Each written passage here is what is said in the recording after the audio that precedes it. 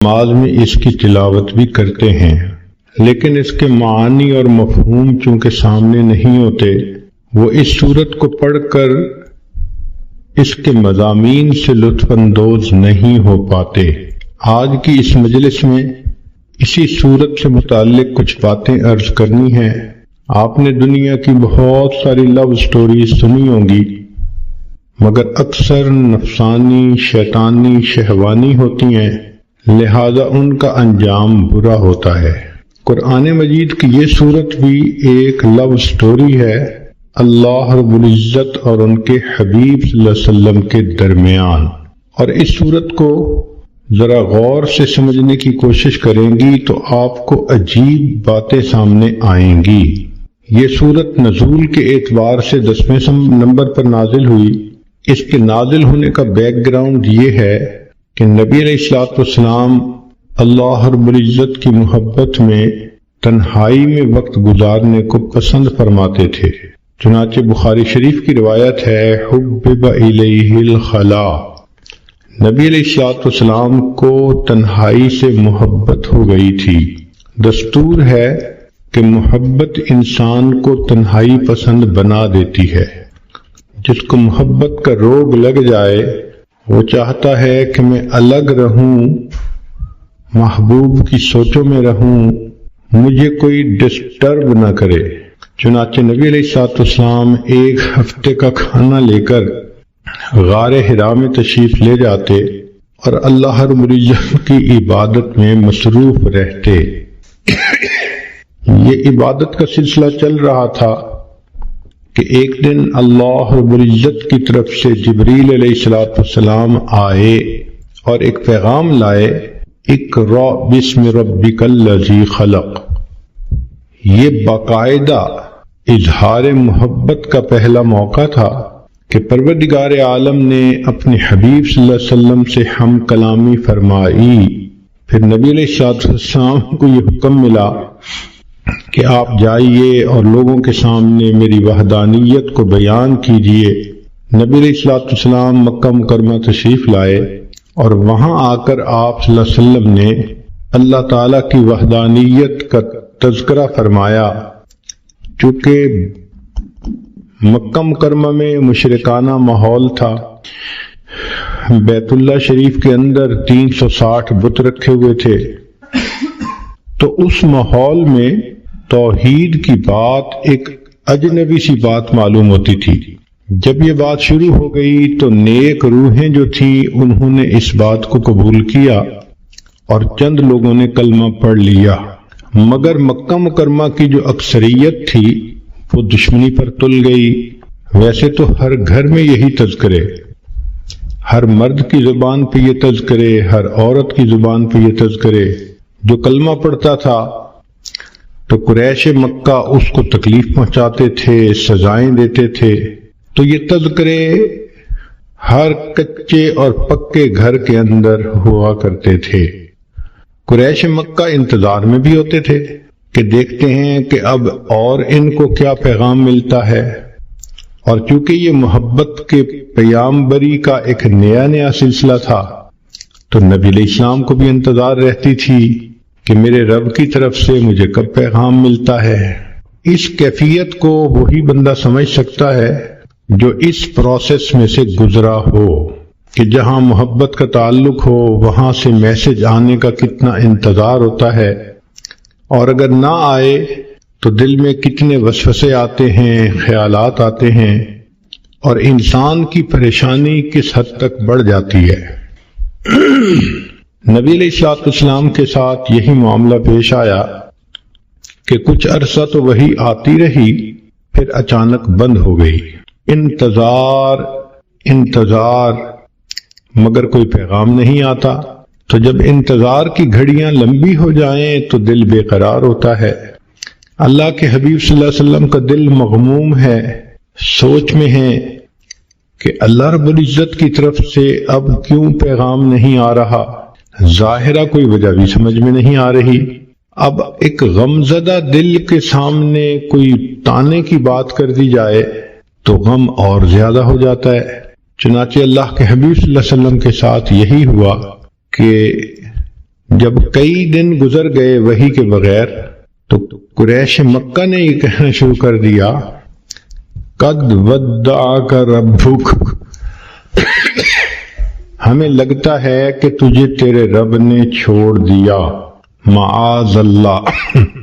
اب یہ بات نبی علیہ الصلوۃ والسلام کے دل پر ایک چوٹ لگا گئی۔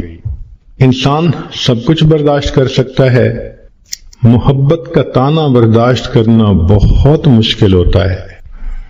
چنانچہ ایک مرتبہ اللہ کے حبیب صلی اللہ علیہ وسلم دار ارقم میں تھے، کسی وجہ سے دروازہ کھلا تو آپ کی چچی ام جمیل سامنے سے گزری۔ اس نے جب نبی علیہ الصلوۃ والسلام کو بیٹھے دیکھا تو تانا دینے لگی کہ اے محمد صلی اللہ علیہ وسلم، جو شیطان تجھے وحی کرتا تھا وہ تجھ سے روٹھ گیا ہے۔ زخم پر جب زخم لگتا ہے تو دکھ بہت زیادہ ہو جاتا ہے۔ تو اللہ کے حبیب صلی اللہ علیہ وسلم کا دل پہلے مغموم تھا، اس عورت کی بات نے جلتی پہ تیل کا کام کر دیا۔ محبوب صلی اللہ علیہ وسلم کا دل بھر آیا۔ آپ نے دل میں سوچا، اللہ، ان لوگوں نے مجھے ساحر کہا، برداشت کر لیا، مجنون کہا، میں نے برداشت کر لیا، دیوانہ کہا، میں نے برداشت کر لیا، مگر مجھ سے یہ جملہ تو برداشت نہیں ہوتا کہ آپ نے مجھے چھوڑ دیا۔ اے کریم، غار حرا میں اقرأ بسم ربک الذی خلق کے ذریعے محبت کی تار تو آپ نے جوڑی تھی، اب کیوں مجھے تنہا کر دیا کہ لوگوں کے تانے سننے پڑ گئے۔ محبوب صلی اللہ علیہ وسلم کی مبارک آنکھوں میں آنسو ہیں، اور آپ نے اس کرب کی کیفیت میں آسمان کی طرف جو دیکھا تو رب کریم کی طرف سے جبریل علیہ السلام پیغام لے کر آ گئے۔ یہ سورت نازل ہوئی والضحیٰ واللیل اذا سجا۔ ان کی پہلی دونوں آیتوں میں اللہ رب العزت نے قسمیں کھائی ہیں۔ عام دستور یہی ہے کہ جب محبوب کسی وجہ سے روٹھ جائے، اس کو تسلی دینے کے لیے محب کو قسمیں کھانی پڑتی ہیں، یقین دلانا پڑتا ہے۔ ذرا غور کیجئے محب اور محبوب کی کیا باتیں ہیں کہ رب کریم ارشاد فرماتے ہیں والضحیٰ، دن کی روشنی کی قسم، واللیل اذا سجا، رات جب چھا جاتی ہے اس کی تاریکی کی قسم۔ تو رب کریم نے دو قسمیں کھائیں، ایک دن کے سویرے کی قسم، رات کے اندھیرے کی قسم، دن کے ہنگاموں کی قسم، رات کے سناٹوں کی قسم، دن کی جلوتوں کی قسم، رات کی خلوتوں کی قسم۔ مقصود یہ تھا کہ زمانے کے حالات و واقعات کی قسم کھا کر فرمایا۔ بعض مفسرین نے لکھا کہ جب وحی اترتی تھی اس کو دن سے تشبیہ دی گئی، اور جب وحی بند ہوئی تو اس کو رات سے تشبیہ دی، تو پھر مفہوم یہ بنے گا والضحیٰ واللیل اذا سجا، وحی کے اترنے کی قسم اور وحی کے رکنے کی قسم۔ انسان کی زندگی میں دن بھی ضروری، رات بھی ضروری، دن کام کرنے کے لیے، رات آرام کرنے کے لیے۔ تو بغتانہ مقصود یہ تھا کہ اے میرے حبیب صلی اللہ علیہ وسلم، جس طرح وحی کا اترنا ضروری ہے، کچھ عرصہ کے لیے اس کا رک جانا یہ بھی ضروری ہے تاکہ آپ کو آرام مل جائے۔ لیکن ہمارے بزرگوں میں حضرت اقدس تھانوی رحمۃ اللہ علیہ نے اس کی عاشقانہ تفسیر کی ہے۔ وہ فرماتے ہیں کہ والضحیٰ واللیل اذا سجا، اس کا معنی یہ ہے کہ اے میرے محبوب صلی اللہ علیہ وسلم، والضحیٰ، آپ کے چمکتے چہرے کی قسم، واللیل اذا سجا، اور آپ کی سیاہ زلفوں کی قسم۔ گویا اللہ رب العزت اپنے حبیب صلی اللہ علیہ وسلم کو تسلی دینے کے لیے ان کی قسم کھا کر بات فرماتے ہیں۔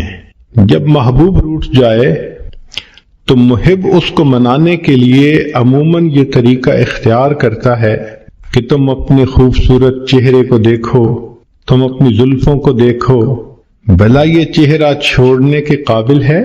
کون اسے چھوڑ سکتا ہے؟ تو ہو بہو یہی معاملہ بنا کہ رب کریم نے فرمایا وَالضُّحَىٰ وَاللَّيْلِ إِذَا سَجَىٰ، اے محبوب صلی اللہ علیہ وسلم، آپ کے چمکتے چہرے کی قسم، آپ کی سیاہ زلفوں کی قسم، چہرہ مبارک دن کی مانند اور زلفیں رات کی مانند۔ گویا اللہ رب العزت نے اپنے حبیب کے اندر ان دونوں کو ایک وقت میں جمع فرما دیا۔ اور ویسے بھی ذرا اگر تفصیلات میں جائیں تو محب اپنے محبوب کے لیے وہ کچھ کرتا ہے جو عام دستور سے ہٹ کر ہوتا ہے۔ نبی علیہ الصلوۃ والسلام کے لیے اللہ رب العزت نے انوکھے معاملات کیے۔ ذرا غور کیجئے کہ آپ کی ذات بابرکات کے اندر سورج کے چمکتے جیسے چہرے کو اور رات کی طرح ضیاء زلفوں کو اکٹھا کر دیا۔ پھر نبی علیہ الصلوۃ والسلام کے لیے اللہ نے قبلتین کو بھی جمع فرما دیا۔ شب معراج میں اللہ رب العزت نے انبیاء اور فرشتوں کو اکٹھا فرما دیا، حتیٰ کہ بیت المقدس میں اللہ رب العزت نے عالم دنیا اور عالم برزخ کے لوگوں کو اکٹھا کر دیا۔ تو محبوب صلی اللہ علیہ وسلم کے لیے اللہ نے ایسے کام کیے جو عام لوگ انہونے سمجھتے ہیں، اور محبت میں تو یہ ہوتا ہی ہے۔ چنانچہ قرآن مجید میں اللہ رب العزت اپنے حبیب صلی اللہ علیہ وسلم کے چہرہ انور کا تذکرہ فرماتے ہیں، زلفوں کا تذکرہ فرماتے ہیں۔ آپ صلی اللہ علیہ وسلم کی پیشانی کو اللہ نے والقمر کہا، آپ صلی اللہ علیہ وسلم کی مبارک آنکھوں کو ما زاغ البصر کہا، آپ صلی اللہ علیہ وسلم کے مبارک ہونٹوں کو اللہ رب العزت نے شفتین کہا، آپ صلی اللہ علیہ وسلم کے مبارک کانوں کو کل اذن خیر کہا، آپ صلی اللہ علیہ وسلم کی زبان مبارک کو لا تحرک بہی لسانک کہا۔ یوں معلوم ہوتا ہے کہ اللہ رب العزت نے اپنے حبیب صلی اللہ علیہ وسلم کے قرآن میں جا بجا تذکرے فرما دیے۔ چنانچہ اس سورت کی یہ پہلی 2 آیتیں قسم کھا کر بات کی گئی، وَالضُّحَىٰ وَاللَّيْلِ إِذَا سَجَىٰ۔ یہاں پر ایک بات ذہن میں رکھیں کہ نبی علیہ الصلوۃ والسلام نے ارشاد فرمایا من سجد لغیر اللہ فقد اشرک، جس نے غیر اللہ کو سجدہ کیا اس نے شرک کیا۔ ایک حدیث پاک میں فرمایا من حلف لغیر اللہ فقد اشرک، جس نے غیر اللہ کی قسم کھائی اس نے شرک کیا۔ جس طرح بعض عورتیں اپنی لا علمی کی وجہ سے بیٹے کی قسم کھا لیتی ہیں، یا کچھ مرد عورت کی محبت میں گرفتار ہو کر اس کی قسم کھا لیتے ہیں، تیری قسم، تیرے سر کی قسم، بیٹے کی قسم۔ شریعت نے ان تمام قسموں کا کھانا منع کر دیا کہ قسم فقط ہم اللہ کے نام کی کھا سکتے ہیں، لیکن خود رب کریم نے اپنے حبیب صلی اللہ علیہ وسلم کی قسم کھائی، اس لیے کہ اللہ رب العزت کو اختیار ہے کہ وہ جو چاہے کرے۔ ذرا غور کیجئے کہ اللہ رب العزت نے نبی علیہ السلام کی عمر کی قسم کھائی، لَعَمْرُكَ، نبی علیہ السلام کے شہر کی قسم کھائی، لا اقسم بہذا البلد وانت حل بہذا البلد، اللہ رب العزت نے نبی علیہ السلام کے زمانے کی قسم کھائی، والعصر، نسبتوں کی قسم کھائی، فلا وربک، لیکن اللہ تعالیٰ نے مخلوق کو منع کر دیا کہ تم کسی کی قسم نہیں کھا سکتے۔ تو مفسرین نے اس میں نکتہ لکھا کہ جس طرح اللہ رب العزت اپنی وحدانیت میں وحدہ لا شریک ہے، تو اللہ رب العزت نے اپنے حبیب صلی اللہ علیہ وسلم کو یہ شان عطا فرمائی کہ اے میرے حبیب صلی اللہ علیہ وسلم، آپ محبوبیت میں وحدہ لا شریک ہیں، میں آپ کی تو قسم کھا رہا ہوں، لیکن آج کے بعد کوئی بندہ اپنے محبوب کی قسم نہیں کھا سکتا۔ یہ شرف فقط اللہ نے اپنے حبیب صلی اللہ علیہ وسلم کو عطا فرمایا کہ جیسے آپ میری وحدانیت میں شرک کو برداشت نہیں کر سکتے، میرے حبیب صلی اللہ علیہ وسلم میں آپ کی محبت میں بھی شرک کو برداشت نہیں کرتا۔ چنانچہ آپ کی قسم تو میں نے کھائی ہے تاکہ آپ کی فضیلت بیان ہو، لوگوں کو منع کر دیا کہ تم اپنے محبوبوں کی قسمیں نہیں کھا سکتے۔ چنانچہ فرمایا وَالضُّحَىٰ وَاللَّيْلِ إِذَا سَجَىٰ، آپ کے چمکتے چہرے کی قسم، آپ کی سیاہ زلفوں کی قسم، سوچو تو صحیح بھلا ایسا چہرہ چھوڑنے کے قابل ہو سکتا ہے؟ لہذا فرمایا ما ودعک ربک وما قلا، آپ تیرے رب نے تجھے چھوڑا بھی نہیں اور تیرے رب نے تجھ سے منہ موڑا بھی نہیں۔ عام طور پہ دنیا میں محب محبوب کے درمیان جدائی کے دو اسباب ہوتے ہیں۔ پہلا سبب یہ ہوتا ہے کہ حالات ہی ایک دوسرے کو جدا کر دے، اور دوسرا سبب یہ ہوتا ہے کہ کسی بات پہ دونوں میں ناراضگی ہو جائے اور دونوں الگ ہو جائیں۔ تو ایک کو کہتے ہیں چھوڑ دینا حالات کی وجہ سے، اور دوسرے کو کہتے ہیں منہ موڑ لینا ناراضگی کی وجہ سے۔ تو اللہ رب العزت نے اس آیت میں دو لفظ استعمال کیے، اے میرے چمکتے چہرے والے محبوب، اے سیاہ زلفوں والے محبوب صلی اللہ علیہ وسلم، جس کا چہرہ اتنا خوبصورت، جس کی زلف ہی اتنی خوبصورت، بھلا ایسے محبوب کو کوئی چھوڑ سکتا ہے؟ ما ودعک ربک وما قلا، تیرے رب نے تجھے چھوڑا بھی نہیں اور تیرے رب نے تجھ سے منہ موڑا بھی نہیں۔ اب یہاں تک نبی علیہ الصلوۃ والسلام کی تسلی کا پیغام کافی تھا۔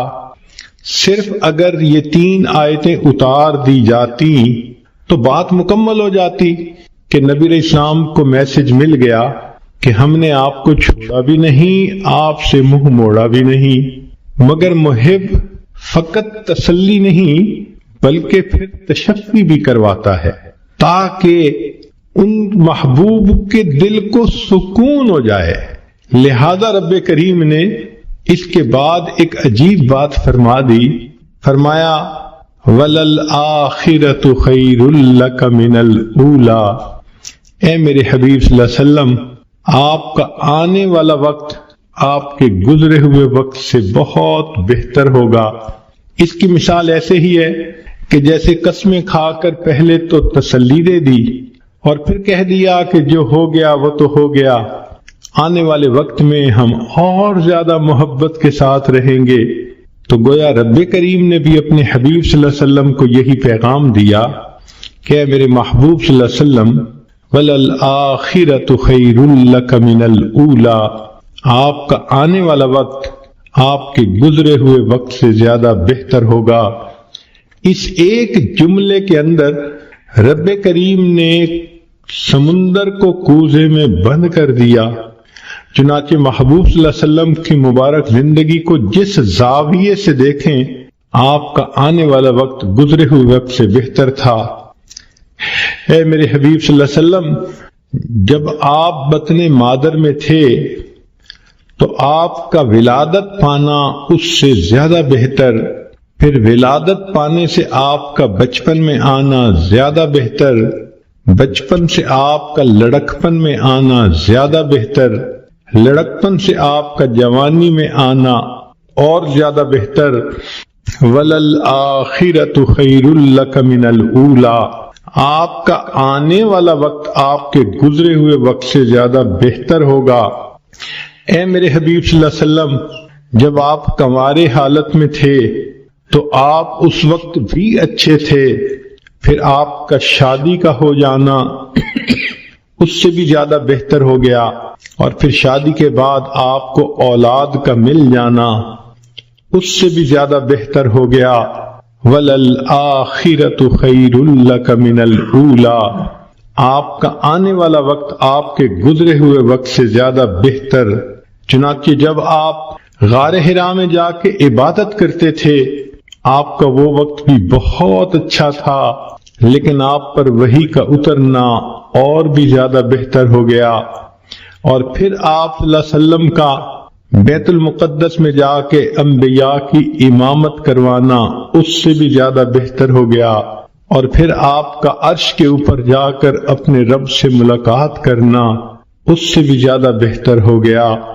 وَلَلْآخِرَةُ خَيْرٌ لَكَ مِنَ الْأُولَىٰ، اے میرے حبیب صلی اللہ علیہ وسلم، آپ کا مکہ مکرمہ میں رہنا بھی بہت اچھا، مگر ہجرت کر کے مدینہ میں آ جانا اس سے بھی زیادہ بہتر، پھر بدر کے میدان میں جو کامیابی ہوئی اس سے بھی بہتر، پھر احد کا معاملہ پیش آیا اس سے بھی بہتر، پھر خندق کے اندر جو آپ کو اللہ کی مدد ملی اس سے بھی زیادہ بہتر، پھر صلح حدیبیہ کا موقع آیا اس سے بھی بہتر، اور بالآخر آپ مکہ مکرمہ میں فاتح بن کر داخل ہوئے، وہ اس سے بھی زیادہ بہتر۔ وَلَلْآخِرَةُ خَيْرٌ لَكَ مِنَ الْأُولَىٰ، اے میرے حبیب صلی اللہ علیہ وسلم، آپ کا دنیا کے اندر رہنا بہت اچھا، مگر پھر آپ کا دنیا میں پردہ فرمانا اس سے بھی زیادہ بہتر، پھر آپ کا حشر میں اٹھنا اس سے بھی زیادہ بہتر، پھر آپ کو مقام محمود کا ملنا اس سے بھی زیادہ بہتر، پھر آپ کو شفاعت کا تاج پہنایا جانا اس سے بھی زیادہ بہتر، آپ کا حوض کوثر پہ تقسیم کرنا پانی کو اس سے بھی بہتر، اور آپ کا امت کو لے کر جنت میں داخل ہونا اس سے بھی زیادہ بہتر۔ عام دستور تو یہ ہے کہ لوگ اعلیٰ سے ارذل کی طرف لوٹتے ہیں۔ لوگوں کو دیکھیے، جوانی میں حسن کیا خوبصورت ہوتا ہے، بڑھاپے میں حسن چلا گیا، جوانی میں طاقت ہوتی ہے، بڑھاپے میں طاقت چلی گئی، جوانی میں مال ہوتا ہے کہ انسان کماتا ہے، بڑھاپے میں مال بھی کم ہو جاتا ہے۔ تو عام آدمی کا دستور تو یہی ہے کہ حسن بھی کم ہو گیا، مال بھی کم ہو گیا، طاقت بھی کم ہو گئی، چاہنے والے بھی کم ہو گئے، تو عام انسان حتی یرد الی ارذل العمر، وہ اپنے ارذل کی طرف لوٹتا ہے، اعلیٰ ہوتا ہے، ارذل کی طرف لوٹ جاتا ہے۔ مگر اللہ رب العزت کے حبیب صلی اللہ علیہ وسلم کی شان نرالی، آپ کو اللہ نے ایک قاعدہ قانون بتلا دیا، میرے حبیب صلی اللہ علیہ وسلم، آپ کا آنے والا وقت آپ کے گزرے ہوئے وقت سے زیادہ بہتر ہوگا۔ اس میں جو خیر لکا فرمایا، تو یہ لکا کا لفظ آپ صلی اللہ علیہ وسلم کی امتیازی شان ہے، آنے والا وقت زیادہ بہتر۔ چنانچہ قیامت کے دن انبیاء پریشان ہوں گے، اللہ کے حبیب صلی اللہ علیہ وسلم اس وقت شفاعت فرمائیں گے اور امت کو لے کر جنت میں تشریف لے جائیں گے۔ کیا شان ہے اس اللہ کے حبیب صلی اللہ علیہ وسلم کی کہ جو ہر لمحے اعلیٰ سے اعلیٰ کی طرف جا رہے تھے، اور واقعی ان کی اللہ رب العزت نے ان کے ساتھ اس معاملے کو پورا کر دکھایا، ان کا آنے والا وقت ان کے گزرے ہوئے وقت سے زیادہ بہتر تھا۔ تو گویا مقصد یہ کہہ دیا، اے میرے حبیب صلی اللہ علیہ وسلم، یہ چھوٹنے والی اور ٹوٹنے والی محبت نہیں، پھلنے پھولنے والی اور مضبوط سے اضبط ہونے والی محبت ہے۔ سبحان اللہ، کیا تسلی کی بات اللہ نے فرما دی۔ تو غور کیجئے کہ ان 4 آیات میں اللہ تعالیٰ نے کام مضمون کو کیسے سمیٹ دیا۔ وَالضُّحَىٰ وَاللَّيْلِ إِذَا سَجَىٰ، اے محبوب صلی اللہ علیہ وسلم، آپ کے چمکتے چہرے کی قسم، آپ کی سیاہ زلفوں کی قسم، ما ودعک ربک وما قلی، تیرے رب نے تجھے چھوڑا بھی نہیں، تجھ سے منہ موڑا بھی نہیں۔ وَلَلْآخِرَةُ خَيْرٌ لَكَ مِنَ الْأُولَىٰ، اور آپ کا تو آنے والا وقت گزرے ہوئے وقت سے زیادہ بہتر ہوگا۔ پھر رب کریم نے آگے ایک اور بات فرما دی جس نے بات کو اور رنگ دے دیا۔ ارشاد فرمایا، وَلَسَوْفَ يُعْطِيكَ رَبُّكَ فَتَرْضَىٰ، تیرا رب تجھے اتنا دے گا کہ تو راضی ہو جائے گا۔ محب اپنے محبوب کو اسی طرح تسلی دیتا ہے، میں تجھے اتنا پیار دوں گا، میں اتنا تیرا خیال رکھوں گا، میں اتنا تیرا تعاون کروں گا، تیرا ساتھ دوں گا، پشت پناہی کروں گا۔ وَلَلْآخِرَةُ خَيْرٌ لَكَ مِنَ الْأُولَى، ایک تو آنے والا وقت گزرے وقت سے بہتر ہوگا، اور دوسرا وَلَسَوْفَ يُعْطِيكَ رَبُّكَ فَتَرْضَى، تیرا رب تجھے اتنا دے گا کہ آپ راضی ہو جائیں گے۔ اس آیت مبارکہ سے اللہ کے حبیب صلی اللہ علیہ وسلم کی عجیب شان ظاہر ہوتی ہے۔ ساری دنیا کو دیکھ لیجئے، اللہ کی رضا حاصل کرنے میں سرگرم ہے۔ جس کو دیکھو اللہ کو راضی کرنے کے لیے کوئی سجدے کرتا ہے، کوئی قرآن پڑھتا ہے، کوئی روزے رکھتا ہے، کوئی مجاہدے کرتا ہے، کوئی رات اٹھ کے تہجد پڑھتا ہے، کوئی تسبیحات پھیرتا ہے، کوئی تنہائی میں بیٹھ کے رب کے سامنے ہاتھ اٹھا کے دعائیں مانگتا ہے۔ جس مرد کو دیکھو، جس عورت کو دیکھو، ہر کوئی اللہ کی رضا چاہتا ہے۔ اللہ ہم آپ کو راضی کرنے کے لیے چاہتے ہیں۔ انبیاء کرام کی زندگیوں کو دیکھو، آدم علیہ السلام نے کہا ربنا ظلمنا انفسنا، اس لیے کہ وہ اللہ کی رضا چاہتے تھے۔ نوح علیہ السلام نے طوفان کی حالت میں اللہ کی رضا مانگی۔ یونس علیہ السلام نے مچھلی کے پیٹ میں اللہ کی رضا مانگی۔ ایوب علیہ السلام نے بیماری کی حالت میں اللہ کی رضا مانگی۔ ابراہیم علیہ السلام نے اپنے بچوں کو، بیوی کو ایک وادی غیر ذی زرع میں چھوڑ کر اس سے اللہ کی رضا مانگی۔ یوسف علیہ السلام نے جیل میں جا کر مشقتیں اٹھا کر اللہ کی رضا مانگی۔ یعقوب علیہ السلام نے بیٹے کی جدائی پہ صبر کیا، اللہ کی رضا مانگی۔ موسیٰ کلیم اللہ نے کوہ پہ جا کر اللہ کی رضا مانگی۔ جس کسی کو دیکھو اللہ کی رضا کا طلبگار ہے۔ سبحان اللہ، اللہ کے حبیب صلی اللہ علیہ وسلم کی کیا شان ہے۔ اللہ فرما رہے ہیں وَلَسَوْفَ يُعْطِيكَ رَبُّكَ فَتَرْضَى، میرے محبوب صلی اللہ علیہ وسلم، رب تجھے اتنا دے گا کہ تو راضی ہو جائے گا۔ آج ولی کو دیکھو، ابدال کو دیکھو، کسی قطب کو دیکھو، غوث کو دیکھو، ہر کوئی اللہ کی رضا کا طلبگار ہے۔ آج کسی قاری کو دیکھو، حافظ کو دیکھو، عالم کو، مجتہد کو، محدث کو، ہر کوئی اللہ کی رضا کا طلبگار ہے۔ آج کے دور میں ہر امیر، ہر غریب، ہر گولا اور کالا، ہر عربی اور عجمی، ہر مرد اور عورت اللہ کی رضا کے طلبگار ہیں۔ مگر اللہ رب العزت فرماتے ہیں میرے محبوب صلی اللہ علیہ وسلم، پوری کائنات میری رضا کی طلبگار، اور میں پروردگار تجھے راضی کرنے کا طلبگار۔ وَلَسَوْفَ يُعْطِيكَ رَبُّكَ فَتَرْضَى، تیرا رب تجھے اتنا دے گا کہ تو راضی ہو جائے گا۔ محبوب آپ کی مراد کو میں پورا کروں گا، اور اللہ رب العزت نے واقعی ایسا کر کے دکھا دیا۔ چنانچہ محبوب صلی اللہ علیہ وسلم نے انگلی کا اشارہ کیا، اللہ نے چاند کو دو ٹکڑے کر کے دکھا دیا۔ محبوب صلی اللہ علیہ وسلم کے ہاتھ اٹھتے ہیں، اللہ بارش برسا دیتے ہیں۔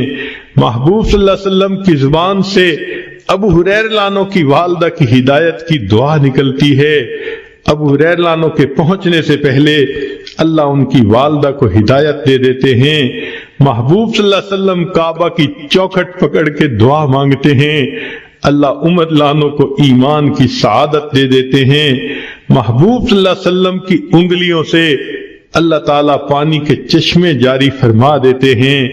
گویا بتلانا یہ محبوب مقصود تھا، اے میرے محبوب دیکھو ساری کائنات میری رضا چاہتی ہے، اور میں آپ کو اپنا محبوب بنا چکا، لہذا میں آپ کو اتنا دوں گا۔ وَلَسَوْفَ يُعْطِيكَ رَبُّكَ فَتَرْضَى، کہ آپ راضی ہو جائیں گے۔ محبوب جو تیری پسند ہوگی وہ میری پسند ہوگی، جو تیرا ہے وہ میرا ہے۔ جو تیرا نہیں وہ میرا نہیں۔ اس لیے ہمارے اکابر یہ کوشش کرتے تھے مدینہ طیبہ میں جا کر دفن ہونا نصیب ہو جائے تاکہ محبوب کا قرب نصیب ہو۔ ذرا غور کیجئے اللہ نے اپنے حبیب صلی اللہ علیہ وسلم کی تمناؤں کو کیسے پورا کیا۔ ایک نماز 4 رکعت کی ہے، 2 رکعت پڑھی، اللہ رب العزت نے نماز کے ختم ہونے کا انتظار نہیں کیا، عین دوران نماز میں وحی فرما دی، اب آپ کے لیے قبلہ کو ہم نے تبدیل کر دیا گیا۔ چنانچہ نبی علیہ السلام نے 2 رکعت پہلے قبلے کی طرف پڑھی اور دوسری رکعت دوسرے قبلے کی طرف پڑھی۔ سبحان اللہ، جب نبی علیہ السلام کو اللہ نے راضی کرنے کا فیصلہ فرما دیا تو محبوب کی امت کے لیے یہ بہت بڑی خوشخبری ہے۔ نبی علیہ السلام پر جب یہ آیت اتری تو محبوب صلی اللہ علیہ وسلم نے فرمایا کہ اللہ تعالیٰ نے فرمایا ہے میں تجھے راضی کر دوں گا۔ فرمایا میں اس وقت تک راضی نہیں ہوں گا جب تک میرا آخری امتی بھی جنت میں داخل نہیں ہو جائے گا۔ یہ کتنی بڑی خوشخبری ہے امت کے لیے۔